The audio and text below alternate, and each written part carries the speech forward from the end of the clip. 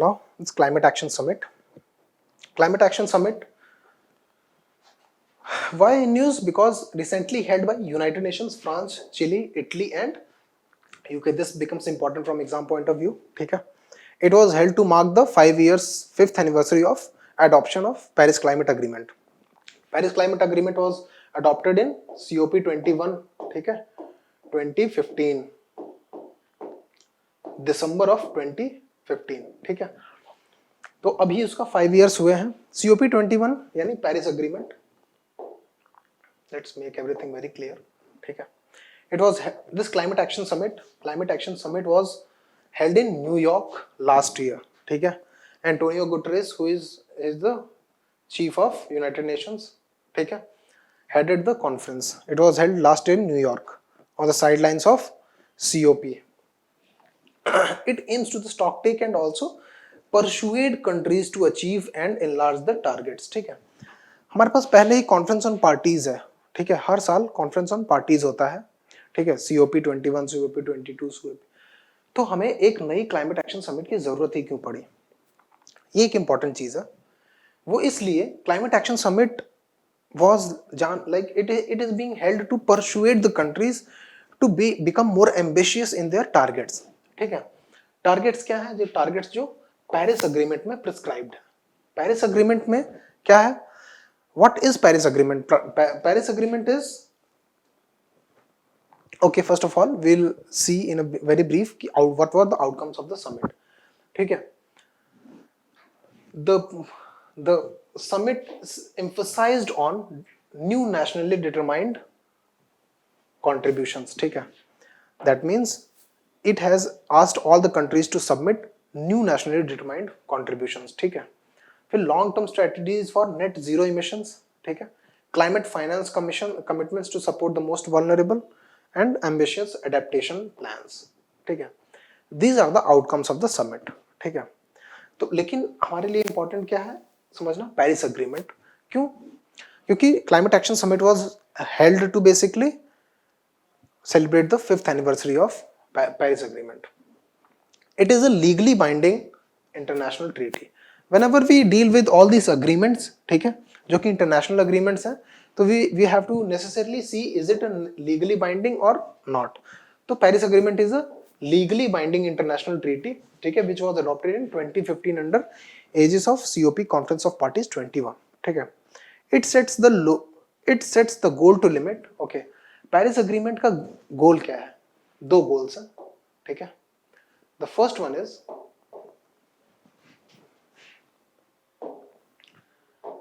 One is pre industrial levels. ठीक है? Pre industrial levels क्या है? प्री इंडस्ट्रियल लेवल्स क्या है?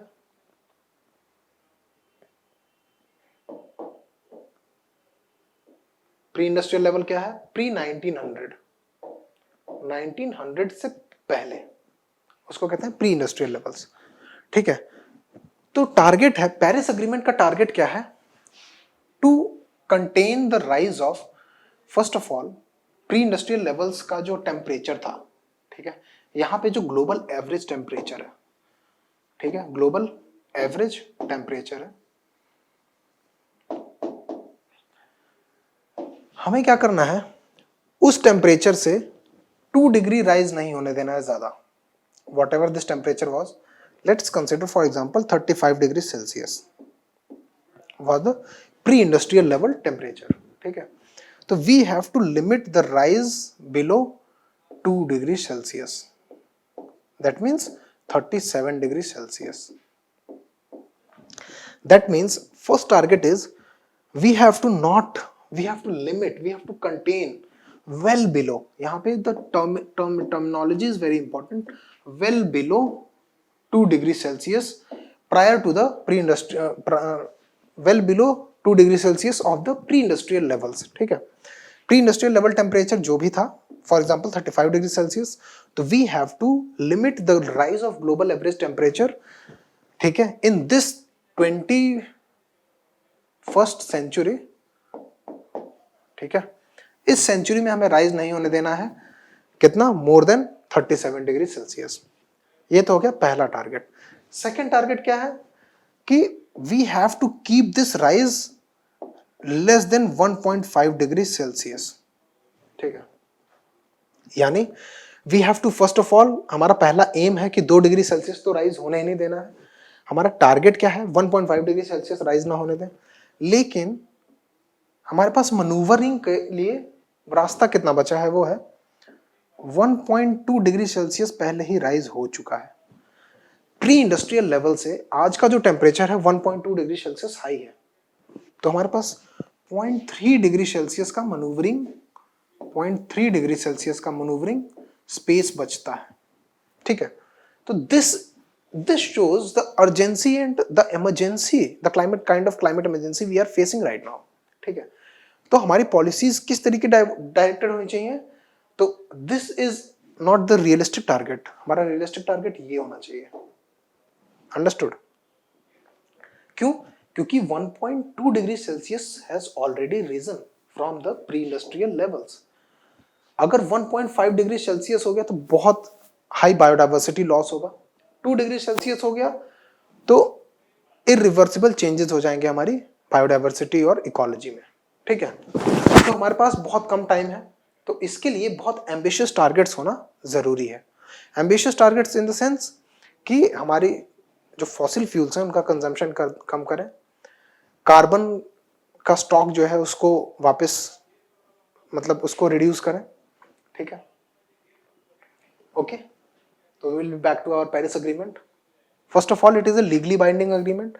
सेकंड, इसके जो टारगेट्स हैं वो मैंने अभी बता दिया आपको, 2 डिग्री से कम रखना है और 1.5 डिग्री सेल्सियस से तो कम रखना ही रखना है। फिर countries need to submit nationally determined contributions, ठीक है।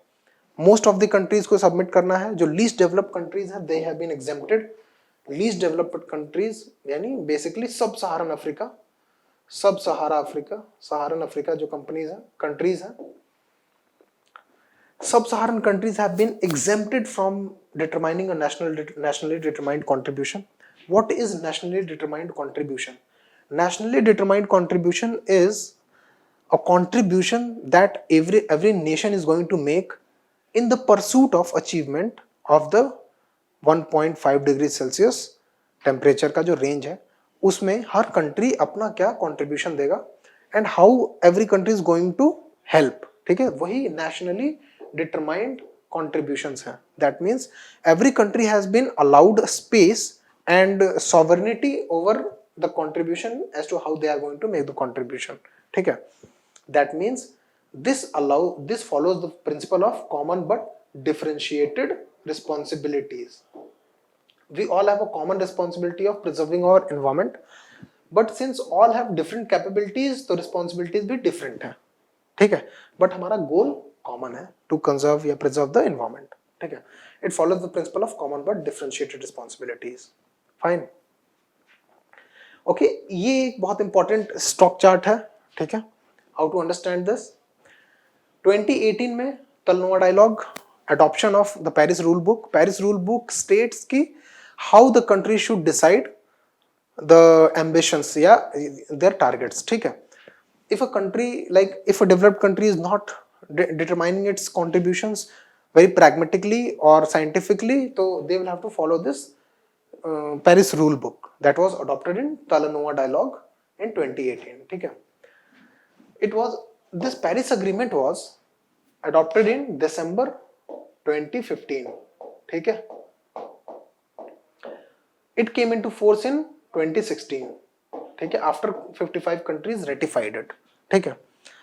But मैकेनिज्म है after every 3 years global stock take करना है और after every 5 years renewal of nationally determined contributions. तो 2015 से 2018, ठीक है, 2018 से फिर 20, ठीक है, ओके।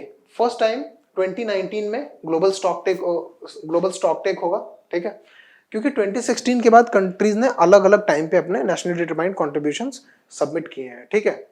तो फिर 2023 में ग्लोबल स्टॉक टेक, फिर 5 इयर्स बाद ग्लोबल स्टॉक टेक, ठीक है। ऐसे करके 2030 तक का हमारा ये टारगेट है। सस्टेनेबल डेवलपमेंट गोल्स भी 2030 तक के लिए प्रेस्क्राइब किए गए हैं। फाइन, और 2020 में कम्युनिकेट न्यू अपडेटेड एनडीसीज, फिर 2025 में new NDCs, fine, understood. Okay, India's NDCs क्या है, आईएनडीसीज, नेशनली डिटरमाइंड कॉन्ट्रीब्यूशंस क्या है, to reduce the emission intensity of its GDP by 33 to 35% by 2030, ठीक है।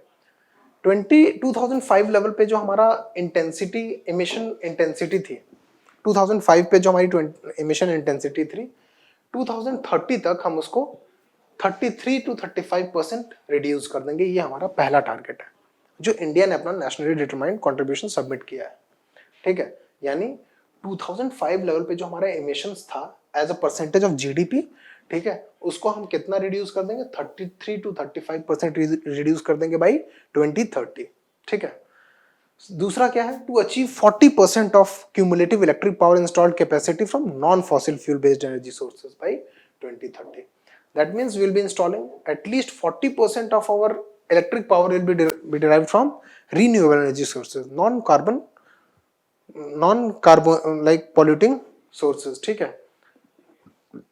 with the help of transfer of technology and low cost international finance, ठीक है, to create an additional carbon sink of, carbon sink का मतलब basically forests, ठीक है, forests are what, carbon sink, ठीक है, of 2.5 to 3 billion tons of carbon dioxide equivalent, ठीक है। tons of carbon dioxide equivalent means कुछ नहीं, CO2 will be sucking out of environment, ठीक है, will be sucking CO2 of environment to the tune of 2.5 to 3 billion tons, ठीक है, through additional forest and tree cover by 2030। ये हमारे 3 nationally determined contributions हैं जो इंडिया ने submit किए हैं पेरिस एग्रीमेंट में, ठीक है। Now let's see इंडिया का प्रोग्रेस क्या है। Reduced emission intensity by over 21% of the 2005 level, ठीक है। India has already reduced its emission intensity, ठीक है, emission intensity by over 21%। हमारा टारगेट ही कितना है, 33 से 35% रिड्यूस करना है ऑफ 2005 लेवल।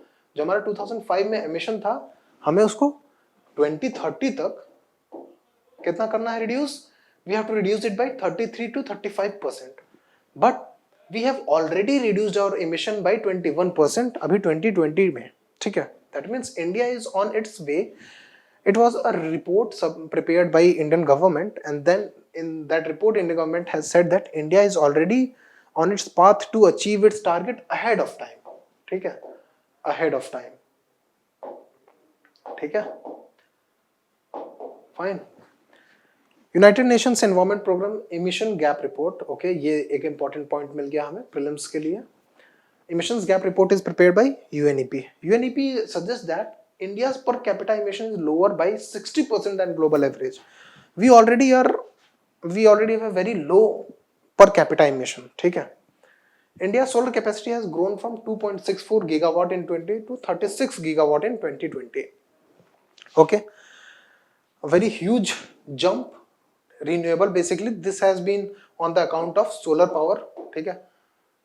सोलर पावर हमारा 2.6 गीगावाट इंस्टॉल्ड कैपेसिटी थी in 2014, now it has become 36 gigawatt in 2020, ठीक है। India along with other industries, okay, India has also started international solar alliance, ठीक है। That's a very UNEP emissions gap report has also said that international solar alliance is a step in the right direction, ठीक है। Indian government reports state that India is only country on its way to achieve INDC targets by 2030 and India will achieve its target ahead of time, ठीक है। हम इसको थोड़ा और detail में देखेंगे कैसे। India's 2022 रिन्यूएबल एनर्जी टारगेट, ये हमने टारगेट सेट किए थे अपने 2022 के लिए रिन्यूएबल एनर्जी क्या था, स्मॉल हाइडल प्रोजेक्ट से 5 गीगावाट, बायोमास से 10 गीगावाट, विंड से 60 गीगावाट एंड सोलर से 40-40-20 यानी 100 gigawatt.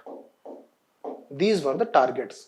This is very important from exam point of view also. This is prelims में भी ऐसे question आ सकता है कि what was the target of, like what was India's renewable energy targets, ठीक है। 5 gigawatt already, okay, now see wind power, small hydel power से हम 4.52 gigawatt already ले रहे हैं, ठीक है, यानी we have already almost achieved this, ठीक है। बायोमास से 9.92, this has already been achieved it seems. Wind से 35.14, ठीक है, and this is solar power.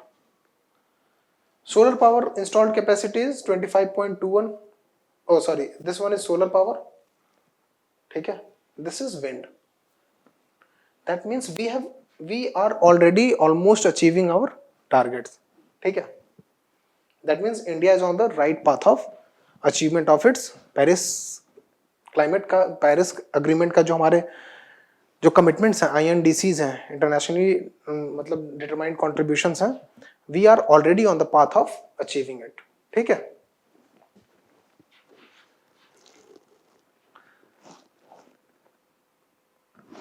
Okay, but what are the concerns remaining? Concerns remaining है, जैसे emission gaps report has also said that no country is going to achieve the 2030 तक जो हमारा emission targets हैं, no countries on its path to achieve the emissions that are in consonance with the reduction of the temperature bye 1.5 degree celsius, ठीक है। दूसरा है United states of America has pulled itself out of the Paris agreement, ठीक है। CCEP comprehensive, CCEP is a report prepared by German Watch. They have said that they have not allotted, basically they prepare an index, they have not allotted top 3 positions to any of the countries, ठीक है। and fourth number पे Sweden है, ठीक है। India is on 11th rank, but India is under the top 10, okay, 11th rank पे है, लेकिन it is under, obviously it is under top 10, ठीक है। But top G20 countries, G20 countries are those countries that are highly developed countries, ठीक है। G20 countries have been lacking a lot in the achievement of their targets. क्यों? क्योंकि G20 countries are those countries which are polluting the most, like USA, China, है ना। तो but these countries have not been ranked very good in this index, ठीक है। That means these countries are not able to fulfill their commitments under INDCs, ठीक है। दूसरा क्या है कि obviously USA has pulled itself out now after change of presidency. We might see the USA will re-enter the agreement. क्यों? क्योंकि it's once a country pulls out of this agreement, they can rejoin it within 1 month. 1 month period they can rejoin it. Fine. To create an additional, okay, this one we're already dealt with. Okay. Concern is the climate change performance, CCPI, okay, ranked G20 countries poorly, ठीक है। And that is the end of lecture.